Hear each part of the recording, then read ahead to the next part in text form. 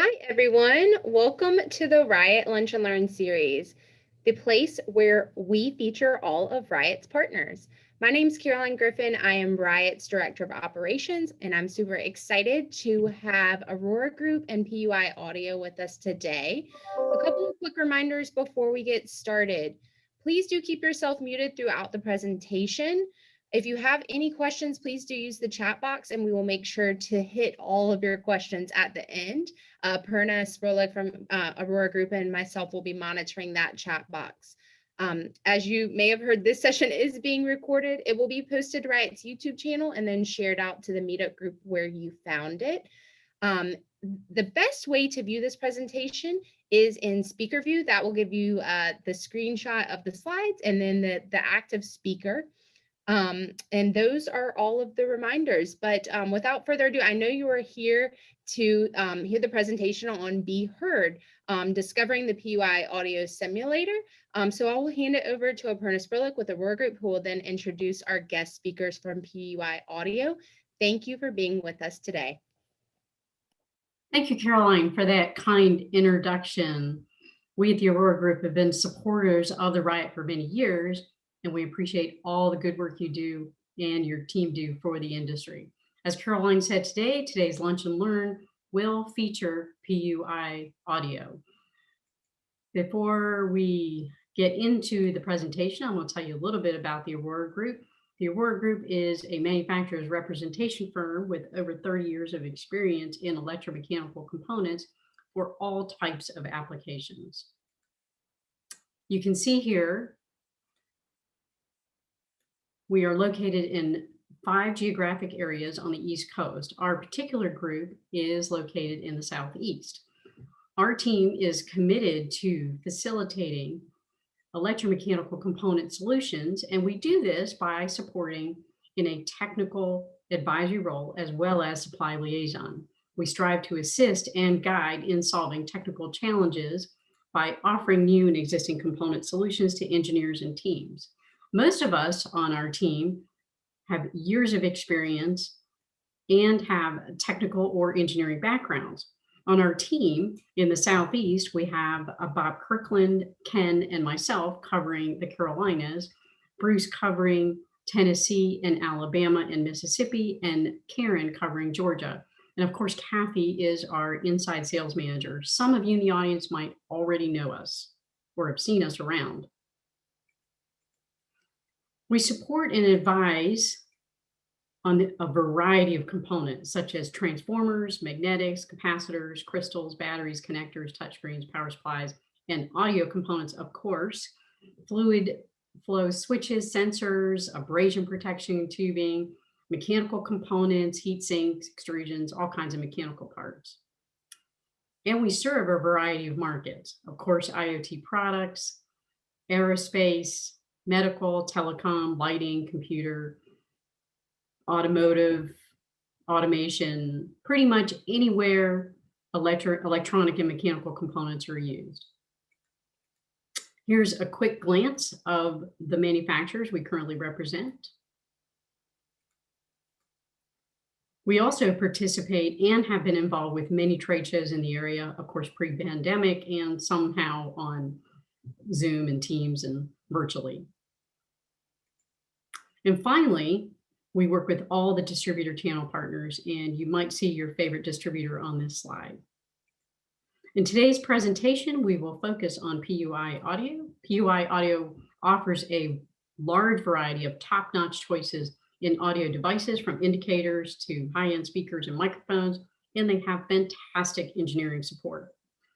Lately, we've been seeing a lot more applications for touchless and remote interfaces. Imagine that. In today's session, you'll learn a bit about design consideration on applications, learn about the online simulation tool, which is really first among audio component and device suppliers. And this tool is available right now on the PUI website. You'll get an overview of the PUI components and highlights. And of course, we'll have question and answers, and you can ask us anything. Presenting the technical talk today We are delighted to have Mike Broek, Director of Engineering at PUI. He has been at PUI for over 6 years and has deep expertise in audio applications as well as product development. He's also formerly with the U.S. Air Force, so thank you for your service, Mike. And we have Brian Coleman, Vice President of Sales at PUI Audio. He's been with PUI for over 14 years and has been the champion of the incredible lineup of innovative audio products from PUI Audio. Once again, we will be monitoring the chat box between Carol and I. And feel free to ask any questions. We will do our best to answer as we go. And please welcome Brian to start the technical talk.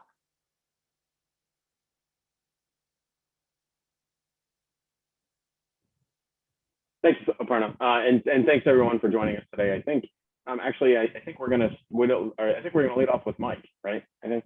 Yeah, that's fine. Thanks, Mike. No problem. Thanks, Aaron, for helping me out with this. So again, thank you for joining with us today. We have a lot of cool stuff to show you, so let's dig right in. One of the things that we want to go over before we get too much further is how audio has become a differentiator for many products, and they can either make or break the user experience. With a crowded marketplace with over 8 billion connected devices, the main differentiator is typically the audio performance between the devices. And if you get your audio performance to be better than your competitors, your device has a better chance to succeed in the marketplace. So here are some things to consider. So consider the ambient environment in which your product will be used. And this is overlooked a lot of the times because everybody just forgets that there's so much sound around us. So if you consider your ambient environment where the product's going to be used, that'll give you an idea as to what baseline you need to overcome with regards to SPL performance. Also, you need to establish the audio component dimensionally early on. You don't want to get into a situation where you've selected too small of an audio component and then have to struggle to make it louder, potentially overdrive it to get to the SPL that you need. You need to reference the audio component's SPL rating at a particular distance, so that way you can understand whether or not it's going to overcome your environmental challenges. As always, budget for more power than what you need. Choose a larger amplifier than you might need. Then test your audio performance before closing the mechanical and electrical design. And if you have any questions along the way, feel free to reach out to PUI Audio. That's what we pride ourselves on, is our audio expertise. And we're more than happy to help from starting from scratch to modifying an existing component as well.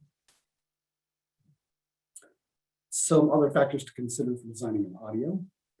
When audio is too quiet or too loud, it means that the ambient noise level was not considered or wasn't considered enough. The wrong size acoustic component was chosen, or the wrong frequency or frequencies were selected for the tonal output. If audio has a thin, tiny sound, it can mean that the resonant frequency of the speaker or transducer is too high, the size of the speaker or transducer is too small, or there's not enough enclosure volume for the speaker to produce sounds as it naturally would. If there's distorted sound or clipping, it means that the wrong input level is being fed to the amplifier, or the amplifier gain is set too high, where you simply don't have enough audio amplifier power and you're hitting the voltage rail of the audio amplifier. When there's echo and feedback, it can mean that the microphone is placed too close to the speaker in a particular design. The microphone is mounted to the same PCB as the speaker, which produces a vibration that gets fed directly back to the microphone. Or the microphone and speaker are directly coupled to the same surface. So if they're mounted to the same plane in a particular housing, you would typically need to put like a rubber gasket on the microphone to mechanically isolate it from the speaker. So that way, when the speaker makes sound, it's not sending the vibration directly in the microphone, which causes a loop, echo, and feedback.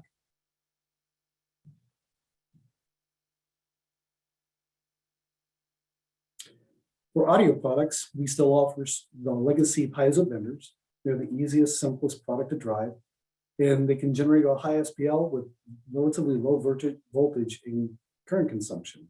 They're also really, really thin, so it's easy to fit them wherever you might need. Transducers and indicators are very simple, typically multi-tone or single-tone devices. Indicators have an internal drive circuit that simply needs DC voltage to operate. but the transducers need to have you supply the actual tone generation for the device. Speakers and receivers are your traditional go-to for full range output. We have them in various shapes and sizes, as well as different cone materials. We have water resistant, waterproof, and dustproof versions. And we also offer speakers that are pre-built inside of enclosures. For microphones, we have MEMS microphones and ECMs, or electric condenser microphones. They're as small as 2 by 3 millimeters or 4 millimeters in diameter. And they have profiles from 1.2 millimeters all the way up to 7 millimeters. We offer these in omnidirectional, unidirectional, and bidirectional designs, as well as have waterproof IP57 versions in both MEMS and ECMs. Last but not least, we have sirens. Sirens are the industrial grade sirens that have extremely high output, more than 100 dB at 1 meter. And many of them have 32 different tone options that you can select from.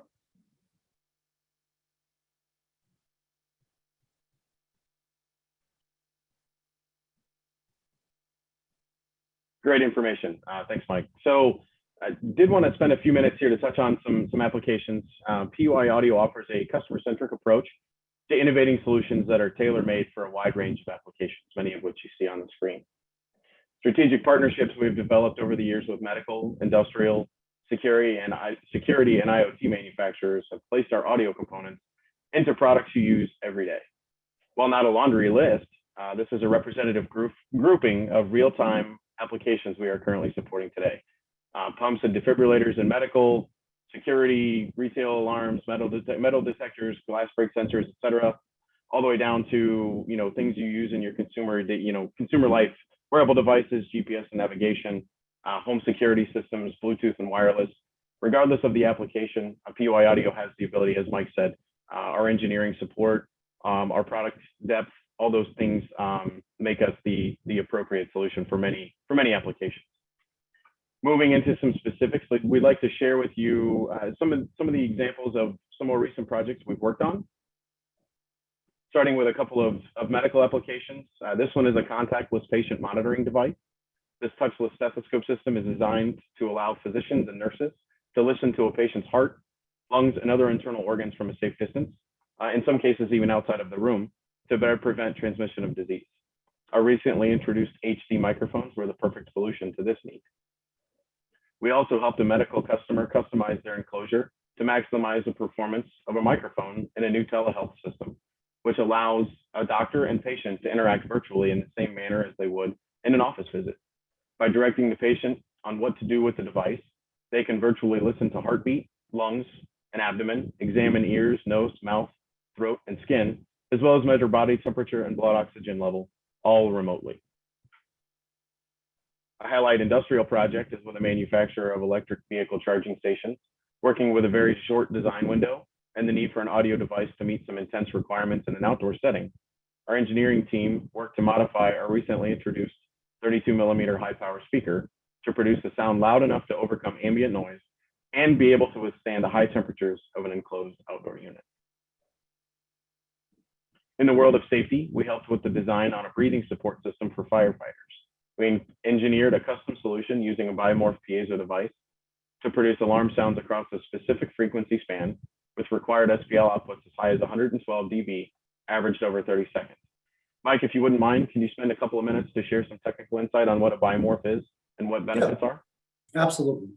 Thanks. So your average or typical piezo ceramic disc bender, or piezo bender as we call them, has one side that is ceramic, and then you also have it's either a brass or a stainless steel or an alloy type substrate that the ceramic is placed on. That can only move so far and generate so much SPL as well as play down to a particular voltage. In order to get to a higher SPL, what we do is we add a secondary ceramic plate to the bottom that works in concert with that top plate that doubles the deflection. And then we also attach a plastic diaphragm to it. So this increased the surface area.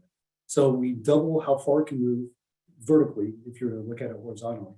And then we also increase the surface area by a good deal by adding that diaphragm. Those two combined together allow the customer to achieve their SPL goals. Great insight. Thanks, Mike. Appreciate that. We can't talk audio designs without mentioning a two-way communications device. We recently worked with a manufacturer of drive-through equipment systems for pharmacies, financial institutions, and others, seeking a better way for their two-way communication system.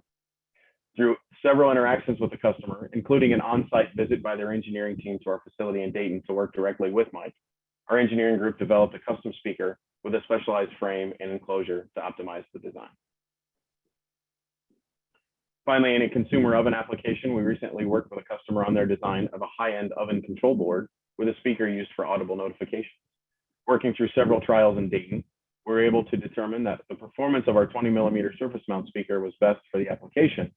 And we further enhanced this by closing off 3 of the 4 vent holes on the standard speaker to increase output and optimize within the application. These are just a few of the many examples of hard work coupled with expertise, innovation, and product selection to have success. One of the common themes with many of these applications was engineering support. As Mike said, it's a staple of our operation. It's one of the things that we offer as a service to the customer to really help to increase output, optimize solutions, and custom engineer solutions specific to an application need. Every project is different, and regardless of the need, we're here to help you meet your specific need, regardless of what it is. With that, I'll turn it back over to Mike because he's got some really cool stuff to show you on our new simulator tool. Thanks, Brian. I appreciate that. All right. So when COVID hit, we lost the ability to travel to our customers, and that took away one of our key differentiators, because one of the things that we pride ourselves on is taking our show on the road, so to speak, and showing customers not only what we have, but how it works, what it sounds like, and we completely lost that in the course of the day. So we struggled to come up with an alternative solution at first, but then we thought, why don't we just take what we already have and turn it into a virtual experience? So many of you probably haven't seen it, but we actually have a demo kit that has many of our parts preloaded. You can vary the voltage, vary the frequency of each of the parts and test them one by one, comparing them right next to each other. So you get a good idea as to what size you'll need, what frequency you'll need, that type of thing. So what we wanted to do was create that same experience, but do it online. So we created the very first in the industry PUI Audio Simulation tool. And this allows users to explore, select, and test audio components before identifying which one might be needed for your solution. So I'm going to share my screen real quick.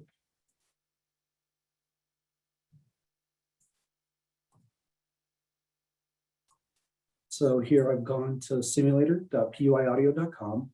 You'll have to come here and register, of course. Once you register, you log in. And you're brought to this page that gives you different options. As of right now, we've only been able to load our speakers, indicators, and transducers into the product offering. But in the future, we might expand. If you're not sure where to start, you can go to this product wizard. The product wizard is going to be asking you a few questions along the way to try and hone in on what it is that you should actually be looking at. Again, very simple.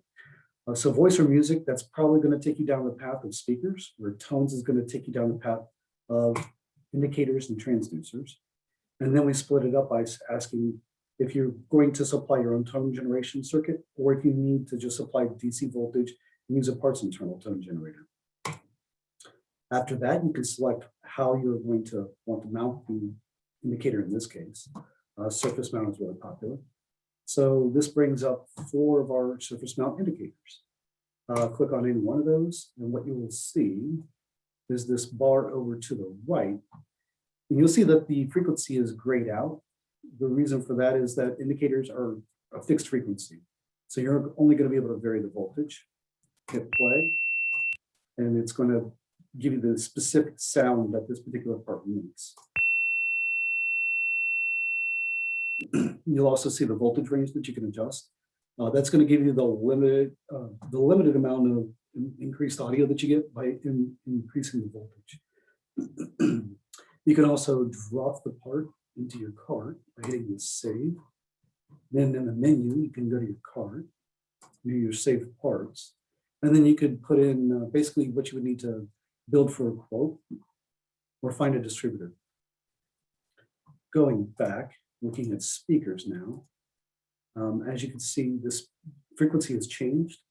So now you can select sine waves, triangle waves, square waves, as well as sawtooth waves.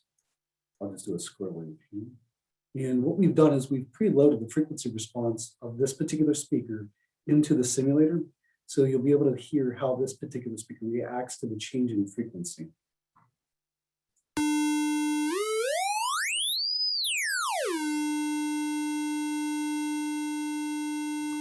So this is a reference tool. You can compare them side by side. Your speaker on your computer is going to impact the sound output slightly. It's also going to change what the actual volume level would be part to part.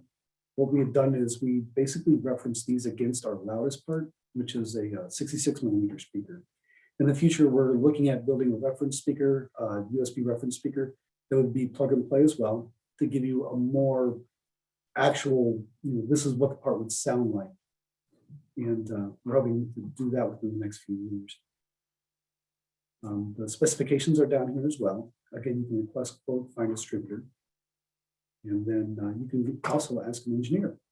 And this is basically a pre-filled out email that goes straight to one of us in engineering. And you just put in the subject, the question, and we'll get to that as soon as we can. Are there any questions on the simulator?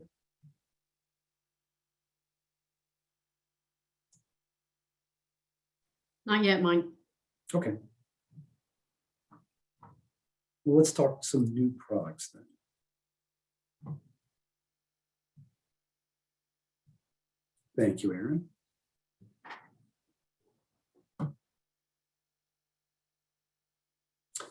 In addition to engineering support, one of the cornerstones of PUI Audio is new product introduction. Not only do we want to introduce new products, but we want to do industry firsts. These are SMT evaluation boards. Our 5 smallest transducers are preloaded onto a PCB that allows for simple, quick, and easy testing without having to spin your own PCBs. So we're trying to take the cost of ownership of testing and drive it down to next to nothing. So that way you can just simply plug and play and test these as quickly as possible.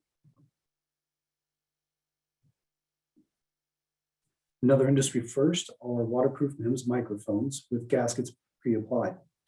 These IP57 dust resistant waterproof microphones are also an industry first in that they're the only top firing digital and analog MEMS microphones on the market that have this mesh pre-applied.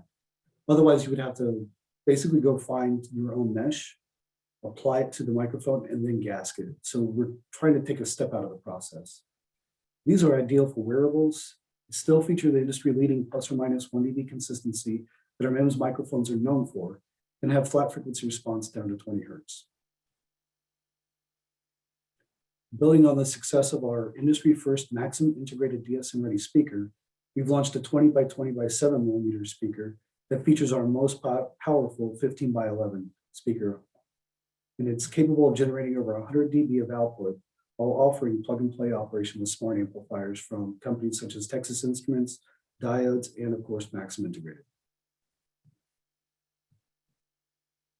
Last but not least, we have released over 20 different parts designed for use in extreme temperature environments. Many of these work in temperatures as high as 105 degrees Celsius and as low as -40 degrees Celsius. We have these in speakers, indicators, and transducers. And this is just an example of what we're able to do. So if you're able to come to us and ask us, hey, we have this part we want to use of yours, but the operating temperature is too low or too high, or we can adjust these. We know how to do it, and we can do it quite quickly.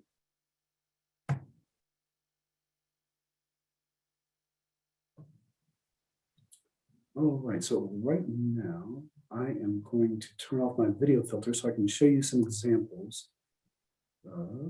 So Mike, while you're looking for that, can you talk about the best materials to mount the speakers to? What are some of the best materials to use? For exciters? For exciters or speakers? Well, speakers, typically what works best is going to be some type of plastic, a polymer. And that's just because they're self-deadening. They don't have a resonant frequency that's typically audible. Typically it's below 100 Hertz or so. So that's more in the bass region, and it wouldn't impact the sound quality. If you mount them to metal, that metal is going to vibrate itself. It'll typically have a resonant frequency of around anywhere between 3,000 and 8,000 Hertz. So you'll get a peak of frequency response, and you can actually hear that. So typically I would say plastic.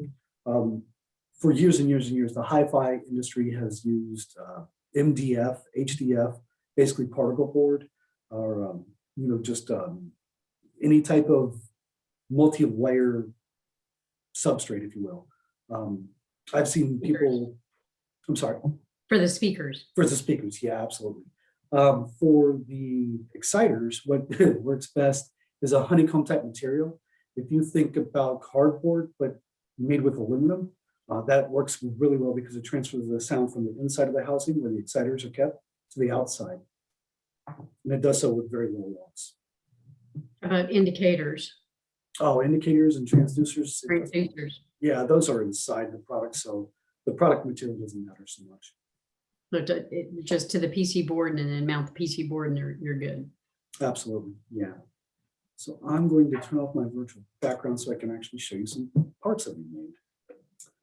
This two-way speaker features our silk dome tweeter and our aluminum cone 115 millimeter woofer. And this was made for a car audio application. This would go into the kick panel. This was a crazy attempt to make a speaker bar. Everybody has speaker bars nowadays. My take on it was to use two speakers and a 92 millimeter speaker. So these would be doing everything above 200 hertz. This handles everything below 200 hertz. And then the stand is actually a port tube. So this is a vented enclosure that's tuned to a particular frequency. We had a customer wanting to replace speakers on a fuel dispenser, and they were wanting true stereo operation. If you've seen a fuel dispenser, each one is made with two sides at one time. So those two sides have to have independent stereo speakers. So our solution was to take our 32 millimeter speaker that Brian had talked about before, and load 4 of them into an enclosure, split it in two. So now they mount up on either side of the fuel dispenser and they have true stereo operation, which is really, really cool. You'll be seeing those in the future. We've recently released in the last few years our copperhead speakers. So these are just really, really cool looking. The frequency response is extended out to as high as 40,000 hertz. So if you're looking for something to do ultrasonic output with, this would work. This particular one plays all the way down to about 150 hertz with no problem. What's the best application for that? High-end audio. Yeah, if you're wanting audio that just sounds really, really good, I would go with the copperheads or one of our Extreme Series speakers, which is pretty much like our copperhead. It's not as pretty, but that's an IP-rated diaphragm, surround, and frame. So these are just drag and drop, and you've already got a waterproof speaker. Nice. These are fully clipable optimized, which means that the voice clip is centered perfectly in the magnetic gap. That allows for extension all the way up to 4 millimeters, which will allow you to play down to 80 hertz with this little guy. And the power rating is 10 watts rated, 20 watts peak power on this thing. This here is the small 20 by 20 millimeter by 7 millimeter speaker that I showed you. This guy is capable of really, really high output, really good frequency response. Another evaluation board that we made is for MIM's microphone. I don't know if you can see that, but I actually applied our waterproof mesh to the front of it. So that's what that looks like. And these are really quick and easy to test with. This is a 2-port speaker I made for a customer that has an N50 magnet. If you're aware of what N50 is, you'll know that I can't really place the other speakers near this one. Otherwise, it'll just simply like pull it wherever it wants to go. Last but not least, this is a Bluetooth amplifier that we developed for our reps and all of our salespeople. Most of the cell phones made nowadays don't have a 3.5 millimeter output, so we needed something to overcome that. So we developed our own Bluetooth amplifier. And that's all the products that I have to show off.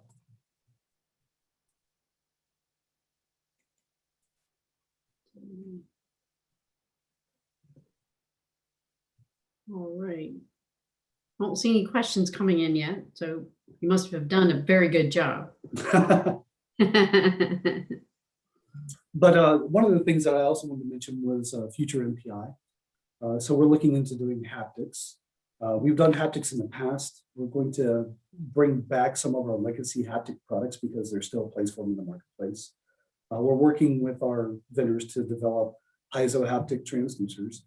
That's going to be basically thin sheets of multi-layer ceramics that play down as low as 100 hertz. So you can actually attach those to like a piece of glass, such as the display, and turn that piece of glass into a speaker or a haptic device, much like our exciters.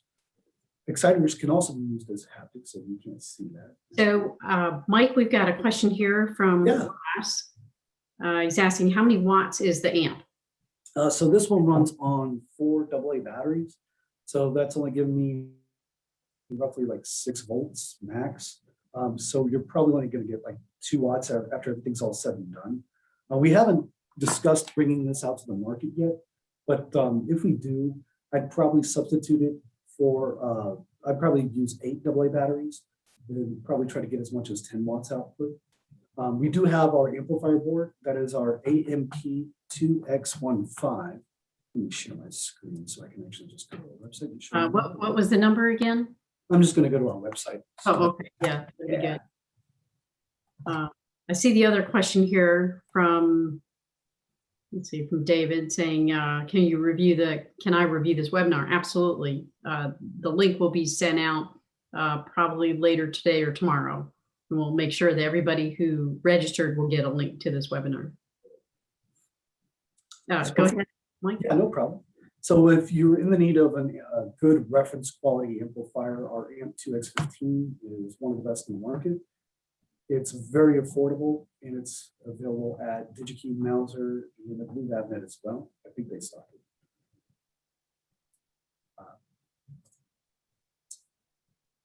But I was also talking about haptics. So haptics, one of the things that we currently offer are exciters. And exciters, I'll bring that up again. Just go to our website, search exciter. It's going to pull up all of our exciters. We have many different sizes, all the way up to this large 150 millimeter exciter. What is the sizes again? I'm sorry? What are the main sizes, the size range? Sure, yeah. It goes from 21 millimeters in diameter all the way up to 150 millimeters in diameter. We're currently in the process of, I would want to say, inventing a surface mount type of haptic product that hasn't been released to the market. We're working with a couple of companies to do that. And then we're also working with at least 2 different haptic IC manufacturers for characterization of our products, and one company that is working on SDKs for video games for haptics. So we're really excited about the haptics that we're working on towards our future. But again, our exciters can be used for this. For example, this particular exciter creates almost 90 newtons of force for high energy applications. You can replace an 8-inch subwoofer when you mount it to your chair, such as like this, or you can actually mount multiples of these to couches. And you can replace all of your subwoofers in the home theater to something that doesn't make any sound anymore, but you still get that vibrational tactile feedback, which is what you want when you're getting the bass. You want that vibration. The design of this is pretty cool because we're basically floating the magnet on these spiders, is what we call them, but they're basically plastic springs. And then the voice coil modulates the magnet. And that's where all the vibration comes from. Well, sound is basically vibration. So however you can get the vibration out of the device to get the feel you're looking for. Absolutely. And if you're into what's coming in terms of like audio products, there's a lot of haptic headphones that use bone conduction to transfer sound from the haptic device into your bone, which then allows you to perceive the sound. So what are some of the crazy applications that you've had in the last year that you would have thought, I would have never thought of that? One of the craziest for the exciters was we had a company who's making a headphone that you can swim with. So if you think like, I don't know if you've heard like a hearing listening devices that help you hear better. But basically, you would just attach right here onto your forehead. And then while you swam, you could hear all the sound just like you could as if you had headphones in your ears. So that was pretty crazy. I didn't think it would work very well, but it actually works really, really well. Inside of the water, though, the funny part is that other swimmers can actually hear that as well. So it's not just the one person, but the vibration of the water itself allows people in close proximity to actually hear it. But yeah, we have a lot of customers with many unique projects. We have customers that are using piezo benders as microphones, as a contact microphone. This was first, for me, this was first seen in acoustic guitars as pickups, but they're actually using it in medical devices, like Brian had shown before, where they're using contactless stethoscopes and things like that. Yeah, I didn't think that would work very well either. And we're working to characterize the piezo as best we can, but that was a really cool use of something that we've never seen before. Can you talk a little bit about your application guides, or where your application guides are for folks that might want to look at them, especially the MEMS microphones? Sure, yeah, no problem. So going back to our website, if you go to our resource section, that's where everything's saved. So we have our FAQ section. There's a lot of basic information inside the FAQ section, just general, like our reach and ROHA statements, product availability, partnering system, as well as our reflow solder profile for surface mount devices. If you go to our expert audio articles, start at the bottom, we have overcoming the pitfalls of poor audio. This one's really popular, how to choose the right IEC speaker. So this steps a user from with no knowledge of how to choose a particular speaker for IEC 60601-1-8 and brings them up to a very high level of knowledge on what they're attempting to do in terms of the tones that you need to choose for the particular type of device, and then how you need to get to the 70 dB at 1 meter is a rule of thumb. We have a musical note to frequency conversion chart here. Oh, cool. Yeah, that was really neat to build. And then we have the recommended speakers. So if you come to us knowing that you have to pick a speaker for IEC 60601-1-8, just come to this page right here, and everything you need to know is there, as well as which speakers to choose. So that's pretty much start to finish to get you going in the right direction. Aparna mentioned the MEMS microphones application guide. So this is basically a step-by-step tutorial on how to place the MEMS microphone within your product, considerations for the sound hole placement, as well as sound channel design. And also there's analog MEMS microphone circuit designs, digital MEMS microphone circuit designs. We go over the stencil design and solder pad layout, pick and place information, and best practices as well. Yeah, so on the sound channel, what is the best dimension for the sound channel for the MEMS? So what I always tell the customer is to try and make it at least larger than the diameter of the sound hole for the MEMS microphone, which is usually very simple because they're so small. If they're smaller than the diameter of the sound hole, then what you'll have is a horn loading effect. What that's going to do is basically make it operate most efficiently above 5,000 hertz. So you'll get a gain there, but you're also going to get a loss probably below 500 hertz. So that keeping that sound hole equal to or larger than the sound hole on the MEMS microphone is of utmost importance. So the sound hole is around the MEMS microphone, right? The full thing. Correct, yeah. So this would be the sound hole for this particular microphone. And then once you mount it to the PCBA, it's got to have a hole that's of equal or larger size for the bottom mount. And then you want to gasket it always. If you don't gasket it, what happens is you'll get some sound leakage, and that can create echo.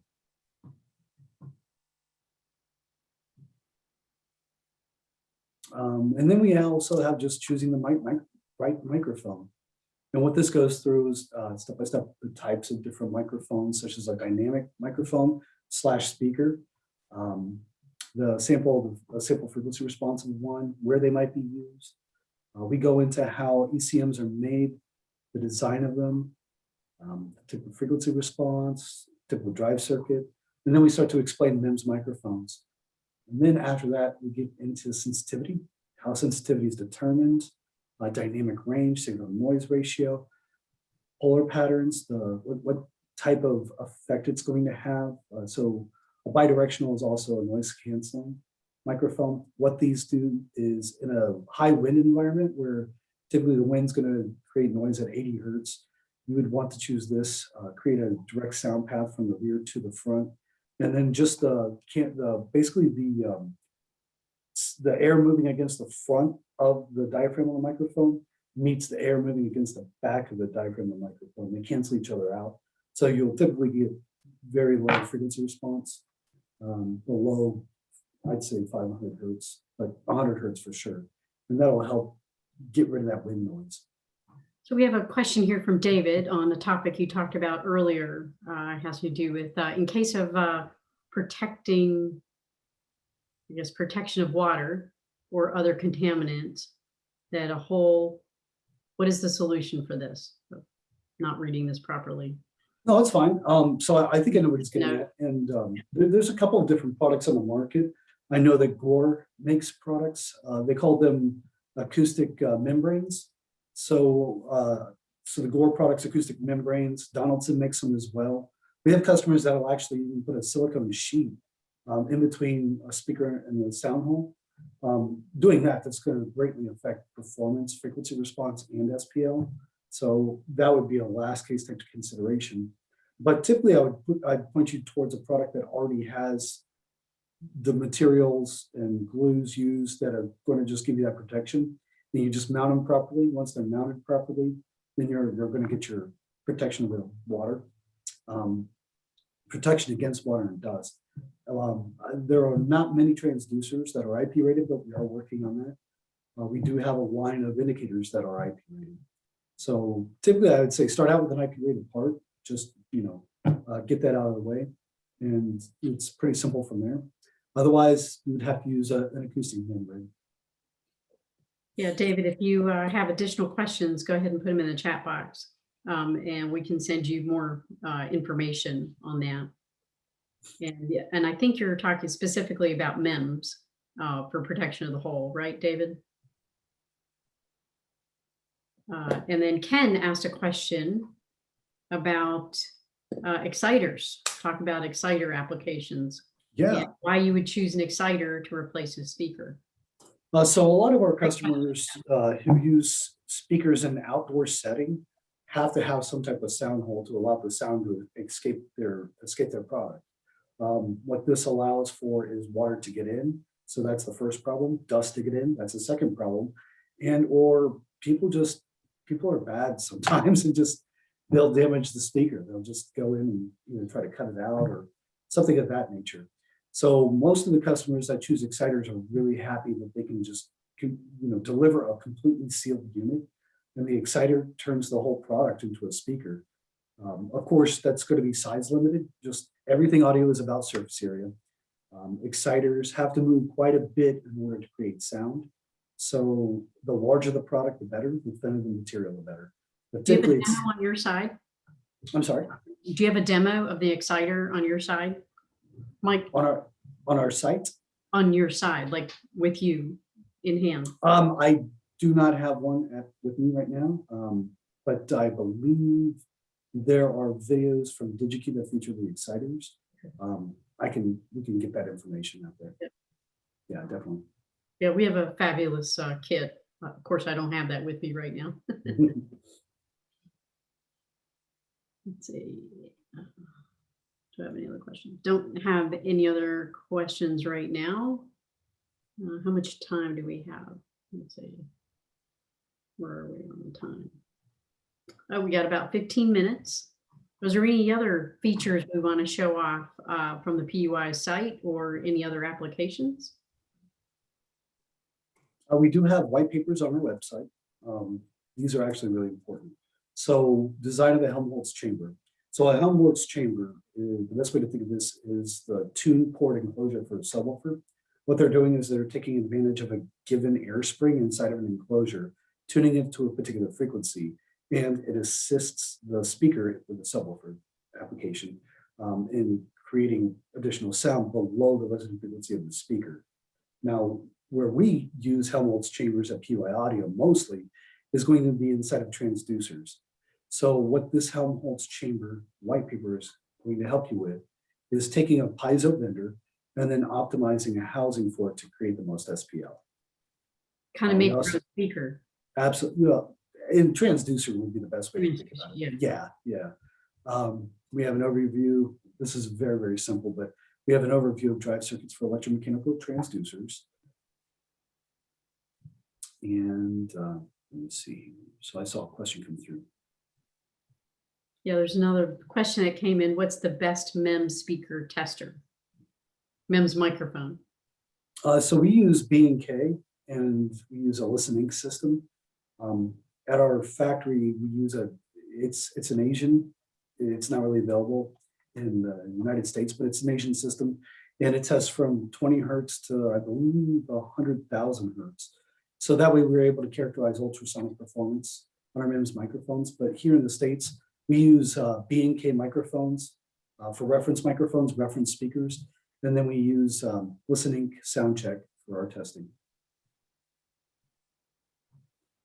Good question. Yeah, very good question.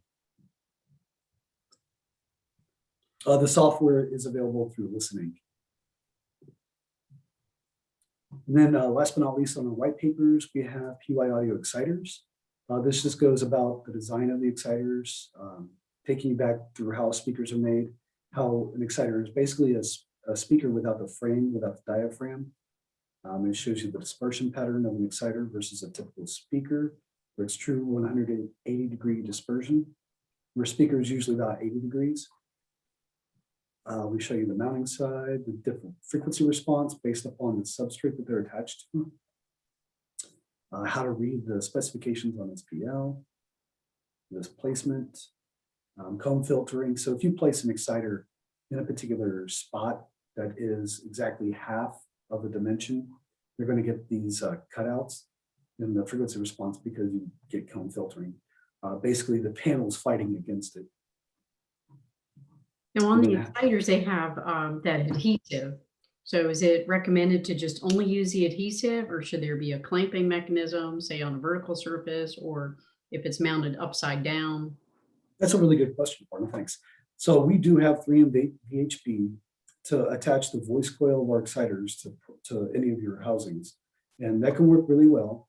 I always recommend to mechanically isolate it or back it up.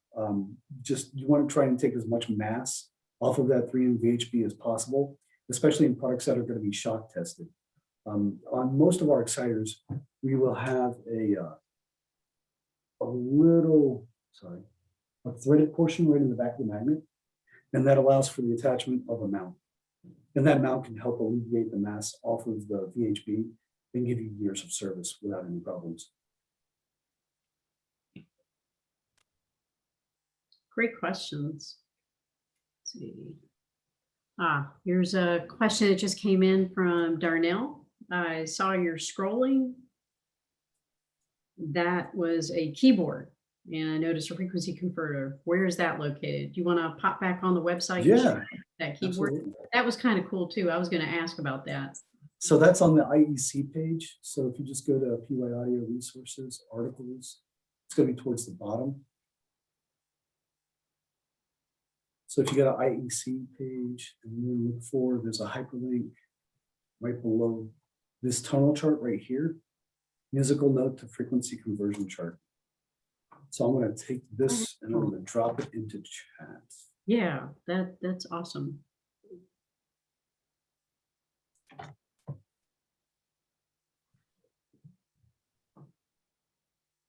I didn't know that you had such a thing.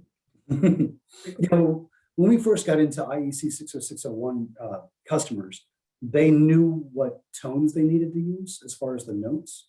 They didn't know the frequencies. So I figured that if we just created this, then that should help to answer that question fairly easily. A while ago, I had somebody ask about figuring out the right component to make or produce a tap-tap sound. Tap tap is going to be a very low frequency square wave.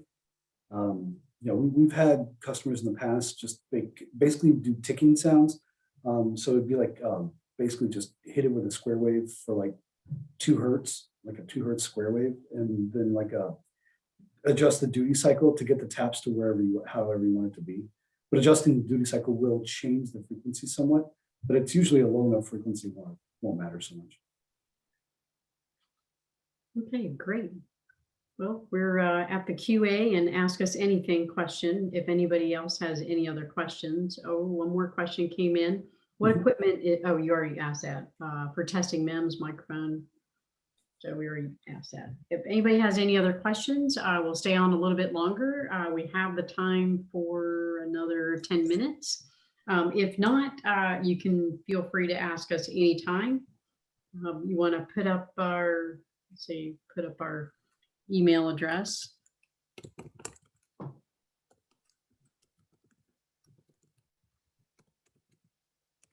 And if you want to go ahead and put the Brian or Brent or Mike, you want to put your email addresses in quick. If people want to copy them, they can. If there's no more questions, we're kind of done, unless there's something Brian or Aaron or Brent want to add to this. Again, wanted to say thank you. Everyone has busy schedules these days, so we greatly appreciate everyone taking the time to join us today. Hopefully the information was positive. Hopefully you got something out of it. As Aparna had said, if you have any questions at all, whether it's engineering related, product related, just generally acoustic related, it's who we are, it's what we do. So feel free to reach out. With that, again, thanks, and I hope everyone has a terrific rest of the day. All right. Thank you, Brian. Back to you, Caroline. Thanks, Brian. Thanks, Mike. Thanks, Aparna. Wonderful presentation. As always, it's always great to work with the Aurora Group. They bring in such great speakers. As mentioned previously, this was recorded. It'll be posted to Riot's YouTube channel and then shared out on the meetup page where you registered. So stay tuned for that. I hope everyone has a great day and take care. Thanks, y'all. Thank you. Thanks for organizing and having us, Caroline. Appreciate it. Absolutely. Thanks, y'all. Bye.